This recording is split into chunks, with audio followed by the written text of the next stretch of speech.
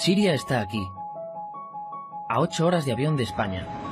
Es la mitad de grande y su población se concentra aquí. ¿Por qué? Porque toda esta zona es un enorme desierto, pero un desierto muy importante. Tiene 1/3 de las reservas de petróleo del mundo y también de gas natural.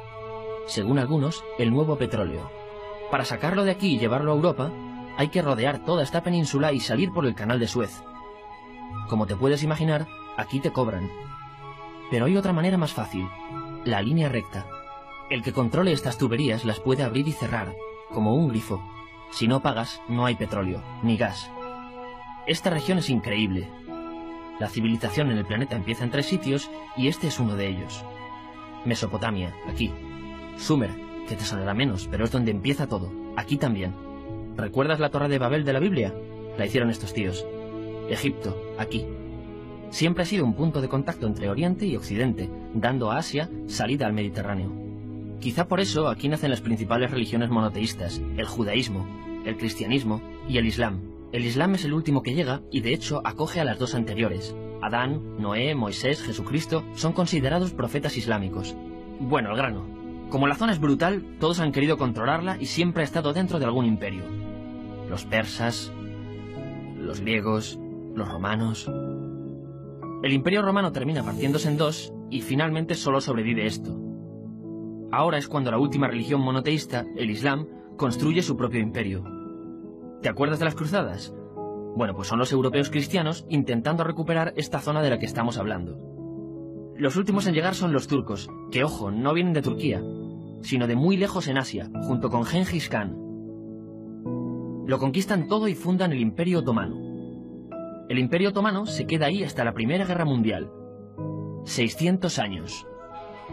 Cuando acaba la Primera Guerra Mundial, aparecen pequeños países donde antes estaba el Imperio Otomano. Y por primera vez vemos a Siria en un mapa. Hasta ahora la habíamos dibujado para no perdernos. ¿Y quién se inventa estos países? Bueno, lo que te voy a contar es alto secreto. O lo era en 1916. Este súper secreto se llama Acuerdo de Sykes-Picot. Los franceses y los ingleses no podían derrotar solos al Imperio Otomano. Solo podían si les apoyaba la gente que vivía dentro. En su mayoría árabes. ¿Cómo se los ganaron? Pues les prometieron la Gran Arabia, un país solo para ellos. El único problema es que era un timo. Antes de seguir, recuerda una cosa. Los árabes son un pueblo, pero no una religión. O sea, un árabe puede ser musulmán, puede ser cristiano, y antes del Islam parece que hubo tribus árabes con tradiciones judías. Bueno, pues a los árabes no les dieron ese único país que les habían prometido. En su lugar, franceses y británicos crearon muchos países pequeños. Estos países, obviamente, no eran países de verdad, sino zonas bajo su control, con gobernantes puestos por ellos. Durante este tiempo hacen lo que quieren con la zona. Recuerda que hay petróleo. Siria, aunque no tiene grandes reservas, tiene fácil salida al mar.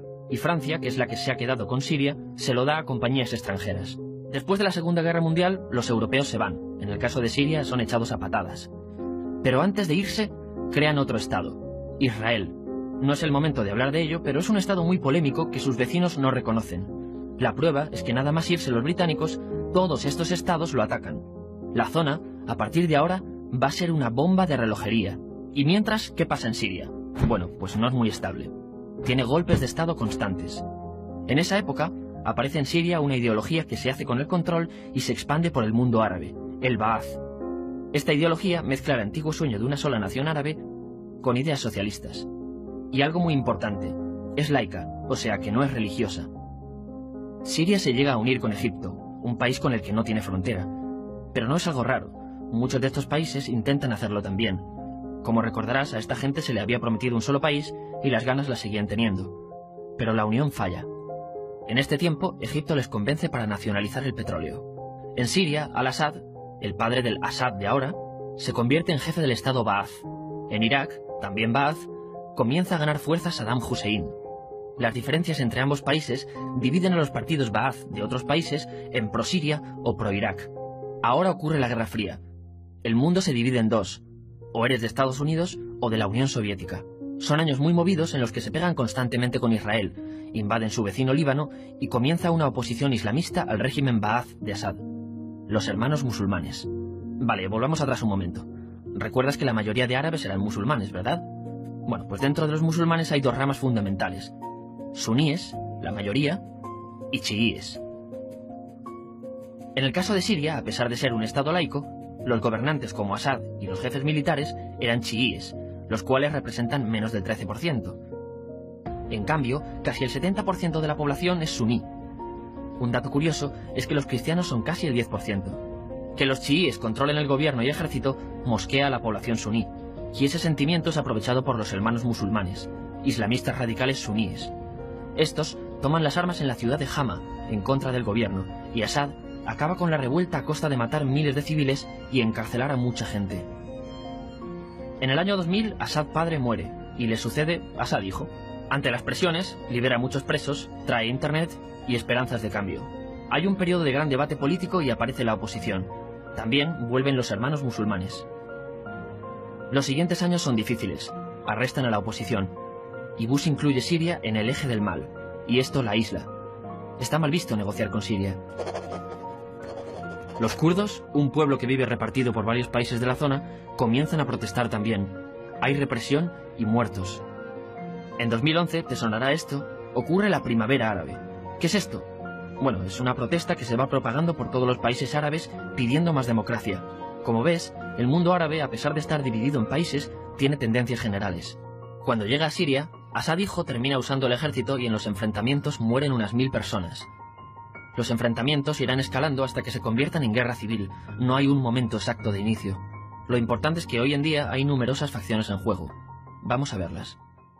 Pero primero piensa en que todo está dividido entre chiíes, la minoría, y suníes, la mayoría. Chiíes, y además laicos, o sea, no religiosos, son el gobierno de Al-Assad. Controla todo esto, que si recuerdas son básicamente las zonas chiíes del país, y está enfrentado al resto. También mayoritariamente laico, pero suní, es el Ejército Libre de Siria, o FSA en inglés, junto con el Frente Islámico, que es religioso, y otros 70 y pico grupos más, forma una coalición que la prensa llama simplemente la oposición.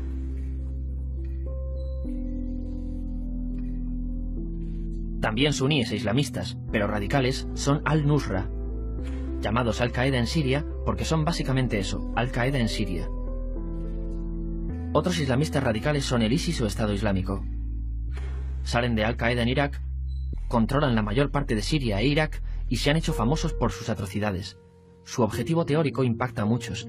Es un Estado Islámico a lo largo de Asia, África y Levante. Aunque a ti ya te suena, ¿verdad? En naranja tenemos al pueblo kurdo, que recordarás porque el presidente Al-Assad lo reprimió, al igual que gobiernos de países próximos también lo hacen. Ahora controlan militarmente esta zona. Antes de terminar, repasemos los apoyos internacionales a fecha de octubre de 2015. Las fuerzas de Al-Assad son apoyadas por Rusia, que ya tenía base militar en el país antes del conflicto, Irán y China. Todos son países de lo que Europa llama Oriente. En contra de Assad, apoyando a la llamada oposición, luchan Estados Unidos, Turquía, Francia, Gran Bretaña y Arabia Saudí. Podemos terminar con algunas conclusiones. Te advierto que esto ya es pura opinión. Si recapitulamos, vemos que la región es estratégica. Por su situación privilegiada, todos la quieren.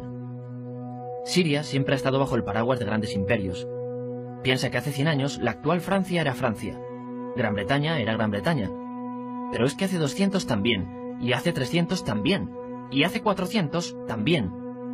En cambio, Siria solo es Siria desde hace menos de 100 años, y solo se gobierna a sí misma desde hace poco más de 50. Además, jamás decidieron sus fronteras, se las impusieron.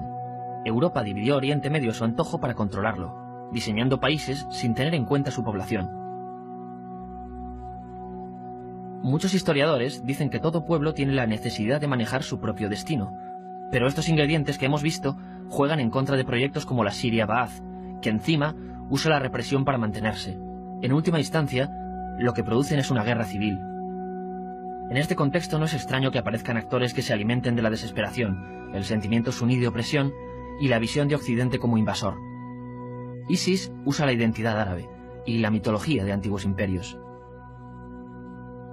Cuando quieras entender el presente, pregúntate, ¿y el pasado?